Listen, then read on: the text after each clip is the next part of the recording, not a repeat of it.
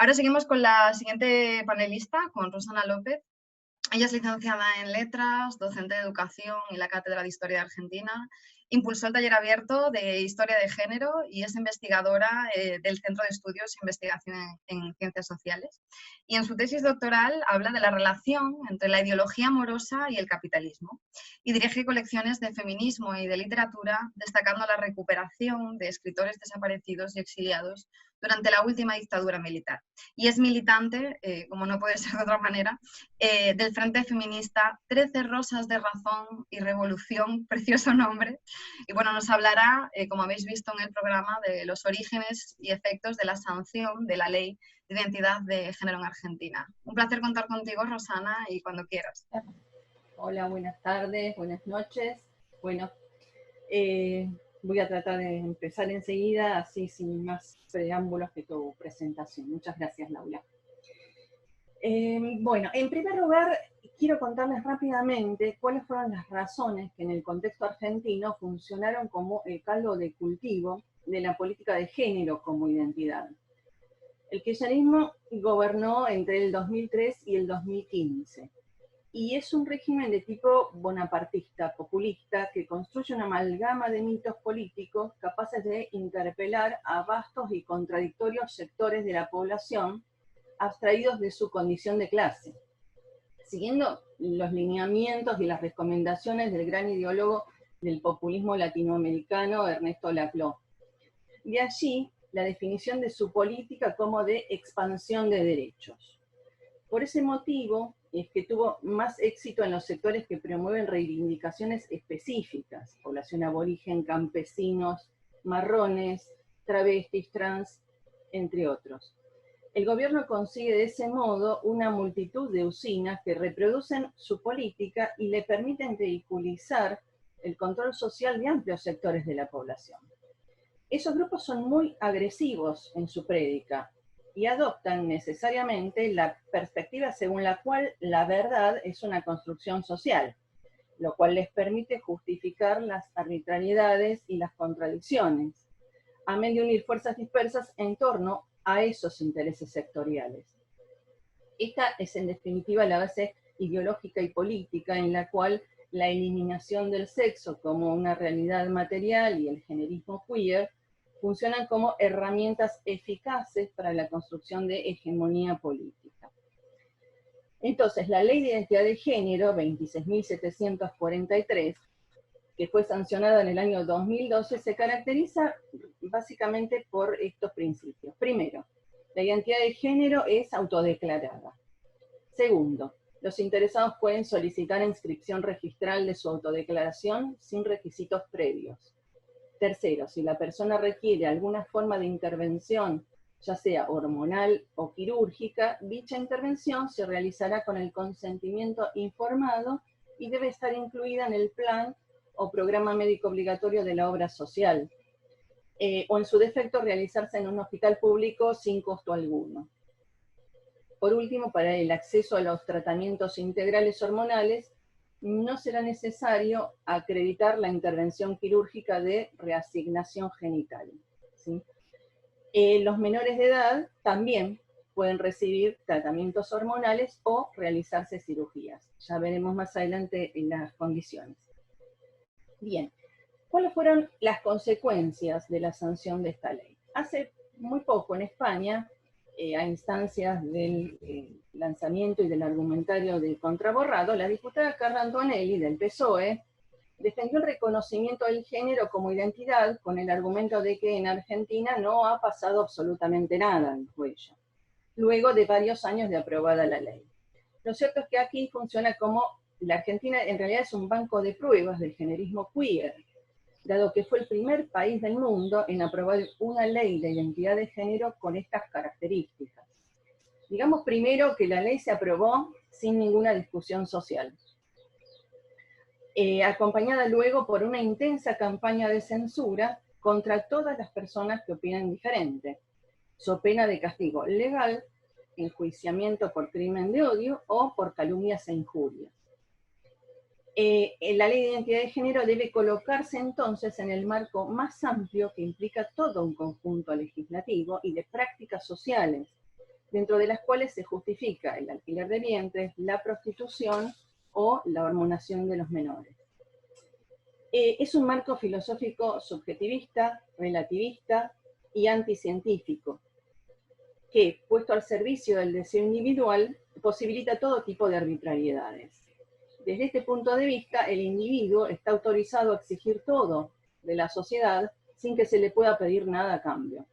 Una ley que interpusiera el derecho de la sociedad, ¿sí?, y el deber para con la propia persona interesada de verificar, certificar o valorar la posibilidad y la conveniencia de una solución determinada al problema que se le está presentando a esa persona, se considera poco menos que un intento mengeliano de patologización de la condición sexogenérica del o la demandante.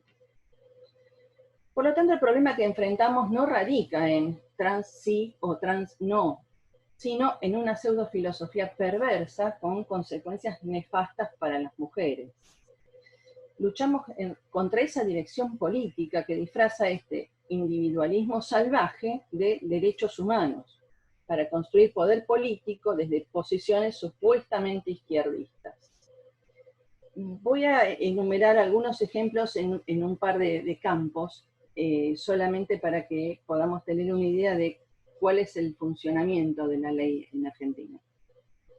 Uno de los campos en los que estamos muy avanzada la ley en Argentina, es el campo de lo laboral y la formación profesional, etc.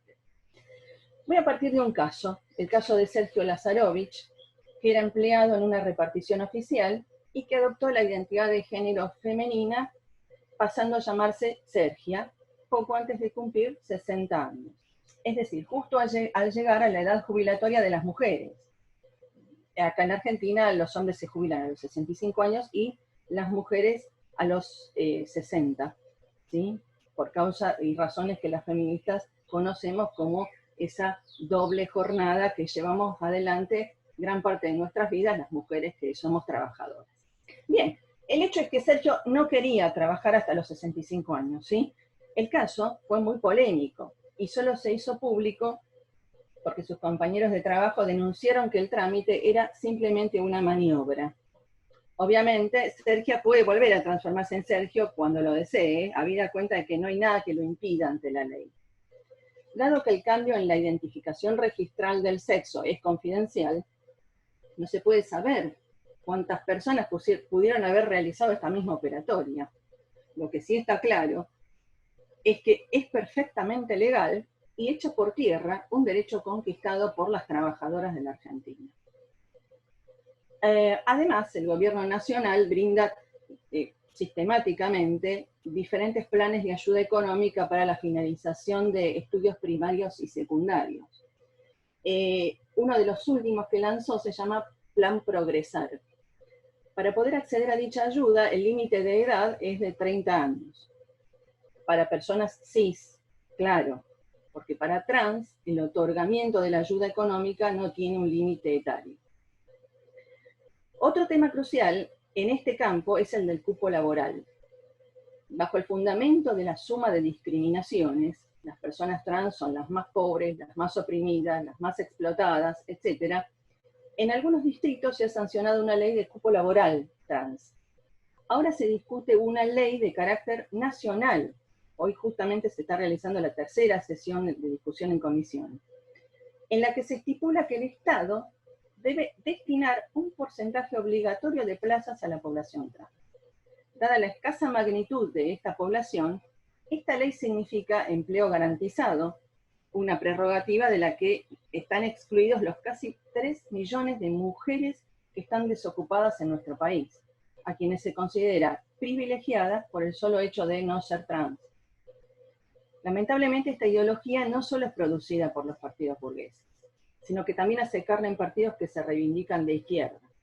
Hace un par de semanas, el Partido Obrero, el más grande de la izquierda argentina, que es trotskista pero no feminista, presentó ante la Cámara de Diputados su proyecto de Ley Nacional de Inclusión Laboral Trans, por la cual las reparticiones oficiales deben ocupar a no menos de un 2% de la totalidad de su nómina con personas trans. Recordemos que en el superpoblado Estado argentino, en todos los niveles, municipal, provincial, nacional, hay 4 millones de empleados. Eso significa que estarían reservados para estas personas no menos de 80.000 empleos. Por otra parte, no es necesario que las y los aspirantes cumplan con las condiciones de idoneidad para el cargo, pues contarían con un régimen especial de capacitación a cargo de los respectivos organismos. Esta izquierda no parece notar que esta legislación fractura las luchas obreras, creando desocupados privilegiados y obreros que tienen más importancia que otros. Se trata del abandono del criterio más elemental de la unidad de la lucha obrera: trabajo para todos, sin distinción de sexos y de cualquier otra consideración, étnica o etaria, y subsidio universal al desocupado y desocupado, otra vez sin diferenciación alguna. Como dijimos, con esta política, una obrera pobre, madre soltera y cabeza de familia con hijos que viven en una villa miseria, tiene que esperar porque es una cis privilegiada. Los problemas que se suscitaron dentro del feminismo los voy a ordenar en torno a 2 eventos que son los más importantes en nuestro país en el movimiento de mujeres. Uno es el del 8 de marzo y otro es el Encuentro Nacional de Mujeres. Ambos eventos reúnen a cientos de miles de nosotras y en ambos la representación, tanto en cantidad como en dirección, del generismo se va imponiendo cada vez más en detrimento de las mujeres. En el Encuentro Nacional existe una enorme presión para incorporar las demandas de la diversidad, a tal punto que ahora se le quiere cambiar el nombre de Encuentro Nacional de Mujeres por Encuentro Nacional de Mujeres trans, travestis, originarias, negras, lesbianas, bisexuales, no binarias y un largo etcétera. En las asambleas organizativas de estos eventos, la dirección política del generismo expresa intereses contrarios a los del feminismo. Incluso se han incorporado varones que se autodenominan no binarias, que en medio de las asambleas han violentado compañeras. Por otra parte, la mayoría de las representantes del generismo, incluso quienes dicen ser abolicionistas de la prostitución, aceptan sin cuestionamiento alguno la explotación reproductiva o la venta de óvulos. Además, en esas asambleas nos presionan para que dejemos la discusión por el aborto para el final, o incluso que sea un tema que no se discute. Con relación al aborto, quiero señalar que en el año 2018, un gobierno considerado de derecha abrió el debate a la sociedad. La ley no salió porque el Senado se pronunció en contra. Como ya sabemos, el aborto es un gran negocio, y las mujeres que cuentan con los recursos económicos los realizan sin riesgo alguno. Por lo tanto, la consigna de aborto voluntario y gratuito es claramente una consigna no solo feminista, sino también obrera. Ahora, con el kirchnerismo nuevamente en el gobierno, la presión que supo ejercer el movimiento de mujeres bajo el macrismo disminuyó. El Papa argentino es peronista y los líderes del oficialismo siguen rindiendo cuentas a las diferentes iglesias, principalmente a la católica y a la evangélica. Entonces, las argentinas tenemos ley de identidad, pero no derecho al aborto. ¿Cuáles son las implicancias legales de esta ley de identidad? Después del 2012 se presentaron decenas de proyectos que van acomodando el sistema legal a la consideración de que el sexo es un constructo social y que el género es fluido. Menciono solamente los 2 últimos: el proyecto kirchnerista de vientres de alquiler, entre cuyos fundamentos aparece la causa de la voluntad procreacional como un derecho que debe ampliarse a las parejas que, como los varones homosexuales o de parejas con transmujeres, no pueden concebir. Digo, esto está dentro de los fundamentos de la presentación. Consecuentemente, proliferan con estos argumentos los proyectos de vientres de alquiler presentados como gestación solidaria, fundada en la jurisprudencia por la cual las parejas que han comprado criaturas en el exterior pueden inscribirlas como propias en virtud de la mencionada voluntad procreacional. Otro proyecto kirchnerista busca modificar el articulado del Código Penal en los que se regula el otorgamiento de la prisión domiciliaria para las mujeres embarazadas, así como también para las que están a cargo de niños menores de 5 años. Pues bien, La propuesta es la de modificar mujer embarazada por persona embarazada. Sin embargo, hay otro proyecto kirchnerista que consagra el borrado de las mujeres a todos los efectos legales, dado que propone la eliminación de la categoría de sexo en toda la documentación, inclusive en la partida de nacimiento, por supuesto, tanto pública como privada, ¿sí? Por considerar que el sexo se asigna al nacer de manera compulsiva y que la categoría de sexo es falsa, ¿sí? Son los fundamentos de la ley. En este derrotero, luego de haber luchado años para incorporar como agravante, voy a dar lo más grave que nos está sucediendo, en el Código Penal la figura de femicidio, ningún asesinato podría ser considerado como tal si el criminal se autodeclara mujer o peor aún, si nunca existió para la ley la distinción entre ambos sexos. Una realidad insoslayable es la de las hormonas y las cirugías. El problema más acuciante son las intervenciones que pueden realizarse en menores. La ley dice que la solicitud del trámite de cambio de identidad puede realizarlo el menor de 18 años a través de representantes legales. Sin embargo, si los responsables del o la menor no acuerdan, teniendo en cuenta, y acá dice la ley, la capacidad progresiva y el interés superior del niño o niña, se recurrirá a la vía sumarísima judicial, o sea, 60 días a partir de la solicitud, para resolver la cuestión. Y no solo para cambiar los registros en la documentación, sino también para la realización de hormonación y cirugías. Hay pruebas de que los menores son sometidos a tratamientos hormonales antes de iniciada la pubertad o apenas iniciada esta etapa.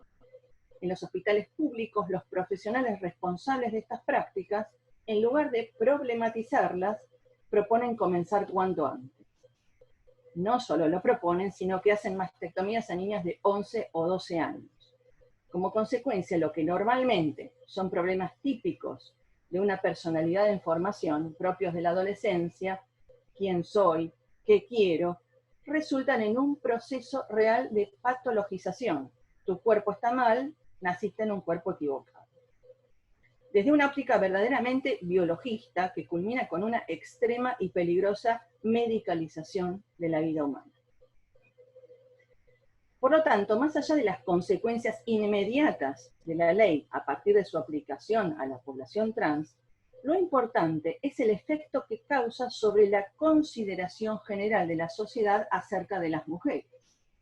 De eso que hemos llamado el borrado, y cuyas consecuencias se ven en el reforzamiento del patriarcado y en nuestra indefensión progresiva. Lo más grave de toda esta situación es la idea de que la mujer es una privilegiada, porque esto habilita a los varones a sentirse libres frente a nosotras, en tanto ya no se trata de un colectivo subordinado y oprimido, sino libre y opresor. Podríamos hacer eso las mujeres. El ascenso del o la trans al podio de la opresión ha desdibujado por completo el lugar de la mujer en la vida social. Para el capitalismo esto es un negocio redondo. Garantizar el empleo de 10.000 personas o las cirugías de una cantidad aún menor es mucho más barato que resolver el desempleo de los millones de nuevas privilegiadas y sus problemas elementales de salud reproductiva. No hay forma directa de medir el incremento de la violencia contra las mujeres que esta desvalorización provoca. Pero allí está. Por mucho que luchemos contra los femicidios, estos siguen aumentando, lo que resulta un posible indicio de las consecuencias del queerismo y de la política que promueve. La colonización queer del feminismo utiliza como punta de lanza a la población trans, quien a su vez, aislada del movimiento LGBTQ, ha encontrado en el de las mujeres un vector más útil para sus demandas. Así el transactivismo, que no comparte con nadie sus organizaciones y logros, pretende dirigir el movimiento de las mujeres. Esta colonización necesita del borrado. El movimiento de mujeres se transforma de esta manera en el soporte de los intereses de otros, con una consecuencia clara, el fortalecimiento del patriarcado. Esto es lo que esconde el argumento central de Antonelli, que la política del queerismo pretende resolver los problemas de su colectivo a costa de las mujeres. Aquí, los únicos ganadores son el patriarcado y su socio estratégico, el capitalismo. Muchas gracias. Las veo ahí a Elizabeth. No, está... La verdad que muchas gracias a ti, muy completa el panorama desolador, ¿no? Por otro lado, que nos pintas de lo que ya está pasando en Argentina. Muy interesante lo que nos has contado de cómo este tipo de leyes pueden dar paso a que personas le saquen provecho, sin necesidad de que sean ni transexuales ni transgénero, sino por una simple picaresca, que es a lo que dan paso estas leyes. Y bueno, lo que nos cuentas de la infancia atrás, pues ya eso, como siempre, pues es lo que es terrible. Pues gracias, Rosana.